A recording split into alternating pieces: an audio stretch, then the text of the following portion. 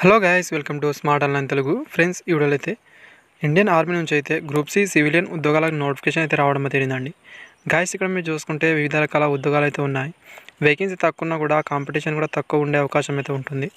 ఎందుకు ఉంటుంది మిగతాని కూడా క్లారిటీగానే చెప్తాను. ఇక్కడైతే మీరు చూసుకుంటే ఆఫ్లైన్ ద్వారా అప్లై అనేది చేయాల్సి అయితే ఉంటుంది. పూర్తి ప్రాసెస్ అయితే చెప్తాను, వీడియో లాస్ట్లో చూసేయండి ఫ్రెండ్స్. అండ్ గైస్, ఈ వీడియోలో అయితే 2 నోటిఫికేషన్ అయితే రావడం జరిగింది. పూర్తి వివరాలు అయితే చెప్తాను, పూర్తిగా అయితే చూసేయండి. నచ్చితే లైక్, అదేవిధంగా సబ్స్క్రైబ్ చేసుకోండి. ఈ వీడియోకి అయితే ఒక 50 లైక్స్ మాత్రమే ఎక్స్పెక్ట్ అనేది చేస్తున్నాం, దయచేసి లైక్స్ అనేది చేసుకోండి ఫ్రెండ్స్. నోటిఫికేషన్ అయితే చూసుకుంటే హెడ్ క్వార్టర్ సెంట్రల్ కమాండ్ నుంచి అయితే రావడం జరిగిందండి. ఇది లక్నో నుంచి ఉండడం జరిగింది. కాకపోతే ఆల్ ఇండియా క్యాండిడేట్ వాళ్ళు అయితే అప్లికేషన్ అయితే చేసుకోగలరండి. ఇక్కడైతే మీరు చూసుకోవచ్చు, సిటిజన్ ఆఫ్ ఇండియా అని చూపించారు. ఇక్కడ క్లారిటీగా చూసుకోవచ్చు ఫ్రెండ్స్. అండ్ దీంట్లో వేకెన్సీ అని చూసుకుంటే వివిధ రకాల ఉద్యోగాలు అయితే ఉన్నాయి. ఇక్కడ వేకెన్సీ అని చూసుకుంటే కుక్ వాళ్ళకైతే గ్రూప్ సి ఉద్యోగాలు అయి ఉన్నాయి. టోటల్గా అనేది సాలరీ అనేది స్టార్టింగ్ బేసిక్ అనేది లెవెల్ 2 కింద అయితే ఉంటుంది. 19,900 అయితే ఉంటుందండి. దీంతోపాటు అన్ని రకాల అలవెన్స్ కూడా వస్తాయి. మొత్తం 3 ఉద్యోగాలు అయితే ఉన్నాయి. తర్వాత ఇక్కడ చూసుకుంటే స్వీపర్ అండి, లేదా సఫాయి వాలా అని అంటారు కదా, ఇదైతే లెవెల్ 1 కింద అయితే ఉంటుంది. వీళ్ళకి కూడా స్టార్టింగ్ అనేది 18,000 సాలరీ అయితే ఉంటుంది. 5 ఉద్యోగాలు అయితే ఉన్నాయండి. తర్వాత మెసెంజర్ వాళ్ళకు కూడా లెవెల్ 1 కింద సాలరీ అయితే ఉంటుంది. 2 ఉద్యోగాలు అయితే ఉన్నాయి. తర్వాత వాషర్మ్యాన్ వాళ్ళకైతే వీళ్ళకి కూడా లెవెల్ 1 కింద సాలరీ అయితే ఉంటుందండి. ఒక ఉద్యోగం అయితే ఉండడం తేలింది. అండ్ నెక్స్ట్ అని చూసుకుంటే చౌకీదార్ అండి, 2 ఉద్యోగాలు అయితే ఉన్నాయి. టోటల్ ఈ నోటిఫికేషన్లో 3 ఉద్యోగాలు అయితే ఉన్నాయి. ఇంకో నోటిఫికేషన్ అయితే ఉంది, అది కూడా నేను వివరించే ప్రయత్నం చేస్తాను. పూర్తి వివరాలు అయితే క్లారిటీ అనేది తెలుస్తుంది మీకు అప్పుడే. అండ్ గైస్, ఇక్కడ కేటగిరీ వైజ్గా చూసుకునే ప్రయత్నం చేయండి మీరు. అండ్ క్వాలిఫికేషన్ అనేది చూసుకుంటే ఫస్ట్ కుక్ వాళ్ళకైతే 10th క్లాస్ అయితే పాస్ అయి ఉండాల్సి అయితే ఉంటుంది. ఆఫ్టర్ అనేది ఇండియన్ కుకింగ్ పైన నాలెడ్జ్ అయితే ఉండాల్సి అయితే ఉంటుందండి. తర్వాత సఫాయి వాళ్ళకి అనేది 10th క్లాస్ ఆర్ ఈక్వలెంట్ ఉన్నా మీరు అప్లికేషన్ అయితే చేసుకోగలరు. డిజరబుల్గా అనేది రిలేటివ్ ఫీల్డ్లో అనేది 1 ఇయర్ ఎక్స్పీరియన్స్ అయితే అడిగారు.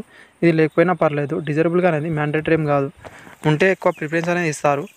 అండ్ నెక్స్ట్ మెసెంజర్ వాళ్ళకు కూడా 10th క్లాస్ ఆర్ ఈక్వలెంట్ ఉన్నా మీరు అప్లికేషన్ చేసుకోగలరండి. డిజరబుల్గా 1 ఇయర్ ఎక్స్పీరియన్స్ అయితే అడిగారండి, ఇది మ్యాండేటరీ ఏం కాదు. తర్వాత వాషర్మ్యాన్, వీళ్ళకి కూడా ఇక్కడ 10th క్లాస్ అయితే పాస్ అయి ఉండాల్సి అయితే ఉంటుంది. ఆఫ్టర్ అనేది మిలిటరీ క్లాత్ లేదా సివిలియన్ క్లాత్ అయితే మీకు ఉతకడం అయితే వచ్చి ఉండాల్సి అయితే ఉంటుందండి.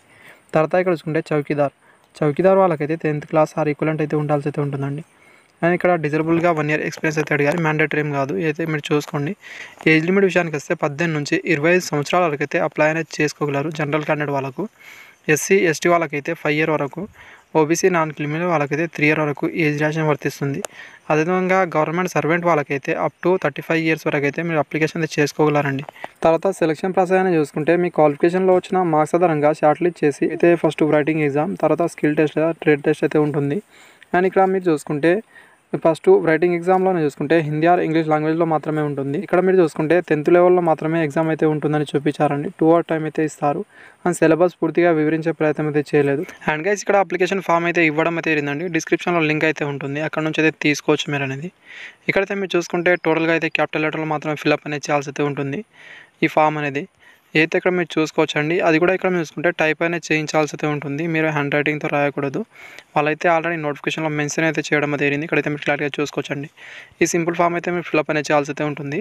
ఆఫ్టర్ అనేది ఇంకో నోటిఫికేషన్ అయితే వివరించడం అయితే జరుగుతుందండి. తర్వాత పూర్తి ప్రాసెస్ అయితే మీరు చేసుకోండి. నోటిఫికేషన్ ఇక్కడ మీరు చూసుకుంటే ఇది కూడా సెంట్రల్ కమాండ్ నుంచి అయితే రావడం జరిగిందండి. సేమ్ రిక్రూట్మెంటే, కాకపోతే దీంట్లో వేరు వేకెన్సీ అయితే ఉంటాయి.